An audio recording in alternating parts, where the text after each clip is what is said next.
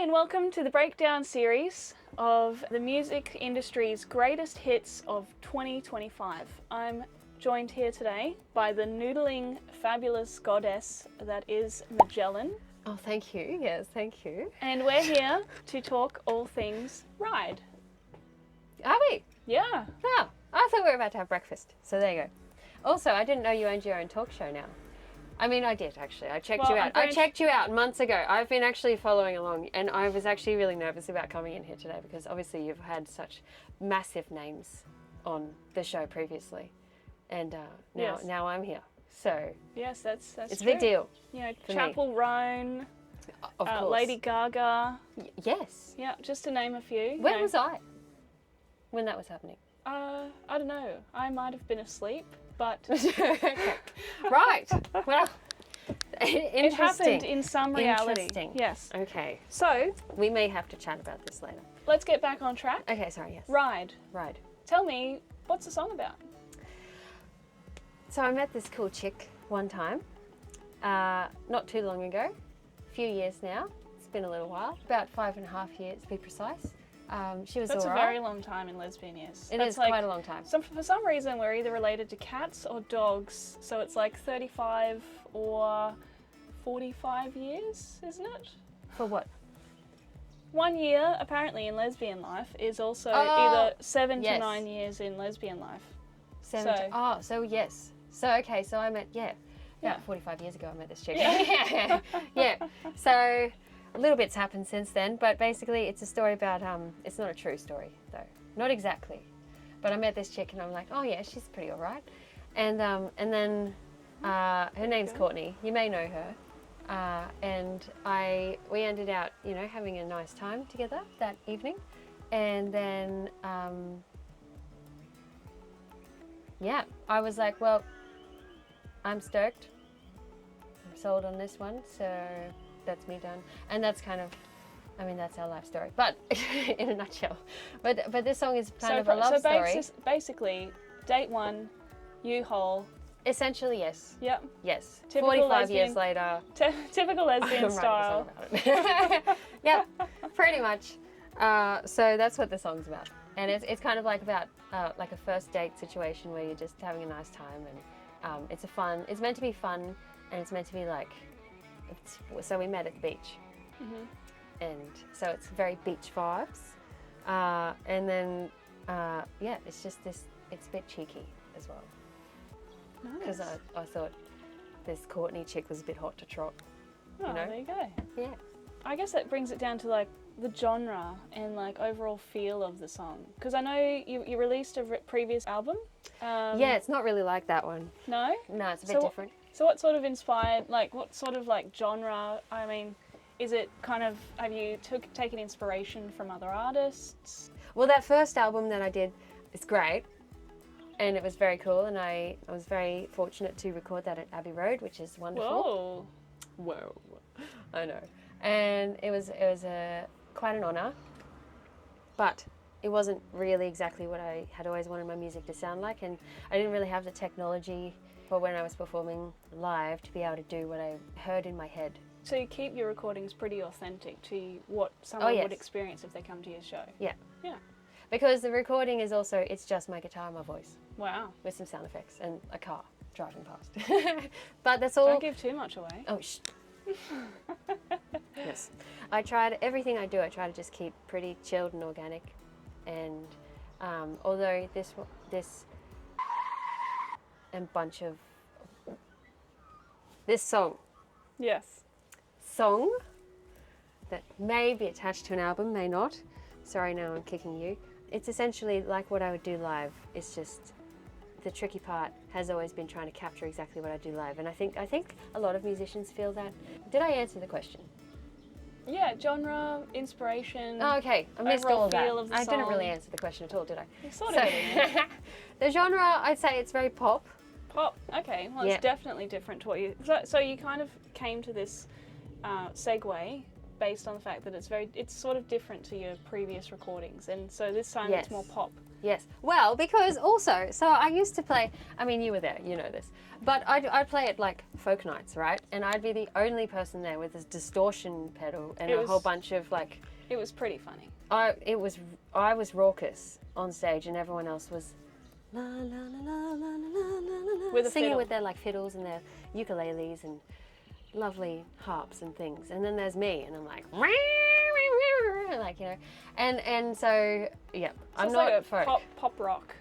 Yes, pop in rock many ways. is more the thing that it is and what I always have been. But it's just my recordings originally didn't sound like that. They sounded very like acoustic, folky stuff. But that's not really what I do. Yeah. And I'm not really a folky person. I know I have dreadlocks, but like I'm not really that. So your previous album, Yep. I know you said you recorded at Abbey Road. This one Yes. you took like a little bit of a different approach, or should I say a very different approach. A little bit different, yes. So I recorded the whole thing in this bus, Yeah. and I've mixed and mastered the whole thing in the bus as well. And I wanted to do that because, so the last album I recorded at Abbey Road and it was great, but Abbey Road ain't around the corner. it's, well, that's one thing, yeah. And also, it didn't feel like me. Yep. The music that I got back from that experience didn't feel like me, and it wasn't what I wanted. And it wasn't really me putting something out into the world that was actually the story that I wanted to tell. Yep. And so with this bunch of songs, it is as me as you're gonna get. Like I'm just in my bus, in the house. Obviously I have to kick you out because you're too noisy. And then I just kind of like, it's all just happened like right there. So maybe we can, I don't know, well, I'm sure we've got videos of all that, the recording process and stuff that we did. And it's very simple. I used 2 microphones, both of which cost less than $1,000 Australian, and that's it. And I like it because it's fun, and it's more about like the message in the music rather than all the technicalities of where it was recorded and how and with what microphone and all that sort of stuff. And who wrote on it and who produced it and who did all Yeah. the things, which is you know great. definitely has its benefits. Oh yeah, they definitely do. But for this next bunch of stuff, I just wanted it to be me Nice. and fun and Take it chilled. back to basics. Yeah. I just want to put some stuff out in the world that's really like positive and beautiful and funky and cool all at the same time. Cool. That's the plan. We'll see if I can achieve that. When it comes to your writing process, do you start with a vocal hook, or I know, you know, looking under your socials, there's a lot of riffing and a lot of noodles. Yes. You had to look at my socials to know I that? did. You- I did. I had to do some researching myself. Oh, did you? know. Okay. Professional podcaster over here. Oh, absolutely. Okay, so this one I wrote quite a while ago, and I think I wrote this song because of the experience that I had with my last album. It just didn't feel like me. And also because for quite some time on social media, everyone was like, I feel like people didn't really know me, and it frustrated me because if I don't tell people who I am, they're going to assume who I am, you know? And this was, I think, the first song that I wrote, and I wrote it a bit cheeky and a bit gay, and I produced it a certain way so that it's way more pop. Not that that's going to change. That's just how it is. That's how I wanted things to be. But I wrote this song to be a cheeky song to begin with. I wrote this one and one other one that I am not going to put out on this album. It was even more cheeky. But I wrote this one because I was trying to say, like, look, you can think what you want, but this is me. This is actually me. And I think I just wrote the lyrics because I think it was one of those nights where I couldn't sleep, and so I ended up writing a couple of songs at 2 a.m. in the morning or something. And then like I started them and then I finished them off the next day while I was like just walking around doing other stuff. I just have lyrics sometimes come to me. It's because my writing process is different for pretty much every song. Sometimes I come up with some sort of noodle that I then turn into a song. Like I've got a song I'm writing at the moment that started because I played a noodle, and then I was like, I like that noodle. I'm going to turn that into a song. Yeah, and you put it up online and it went absolutely viral. And then that's another. Yes, that's coming soon. Yeah. So there's that situation. So it's really fun. So you got kind of like, so some of your songs are like, kind of created from a deeply personal space, and where you're trying to send your message of like, this is me, this is what I'm about, sort of thing. And then you've got ones where you're like, sending off into the ether, or that there is of the internet, and letting your fans sort of have a creative input, I guess, with just the way that they respond. So you're kind of like, taking people not only on a journey with, the music that you write by yourself, but also with the music that you write and then you share, and you really have no creative direction, but you're like, all right, they like it, they're going for it. Oh, with the noodles, now I'm going to turn that into something. Yeah, kind of. Because if people like it, then and I haven't even turned it into anything, then that's a good start. So it's really like a fan collaborative journey. Yeah. With some of your music. Yeah. That's awesome. Yeah. So some Go of them, to you guys. Yeah, thanks guys. Thanks for the ideas. Yeah, some songs I write and I start with the words and it all just like falls out. And then some songs I write and I start with the guitar part and then build the lyrics slowly around that. So, yeah. And it's cool now that there's so many people involved online that, like you said, people can actually have an input because of the noodling, I think.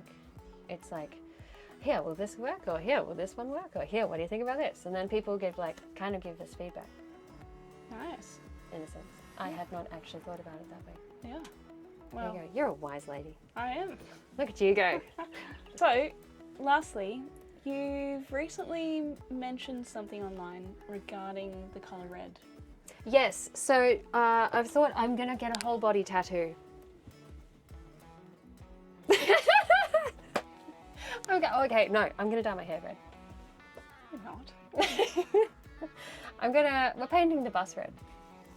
I have actually wanted to paint the bus. I know you have, I know, but just the bottom half. I'm not really a red person though. Well, red fades. It does. Yeah. It does. Red definitely fades, especially on colours. Red is potentially going to be a phase that I'm going through. I did actually, so my favourite colour is yellow, but I went through red being my favourite colour when I was about 8 years old for a year. And then I was like, you know what, no, I'm going back to yellow. And it's been yellow my whole life ever since. And I don't know what was going on that year, but anyway, it was a hard time when I was 8.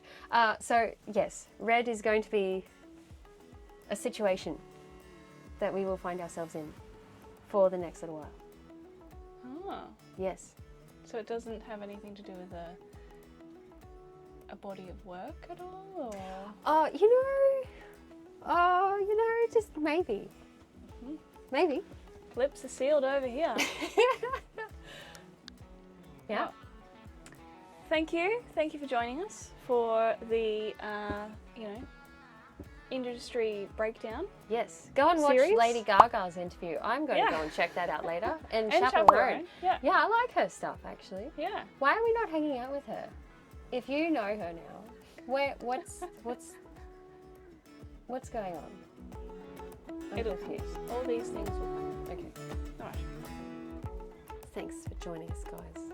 It's a very serious chat.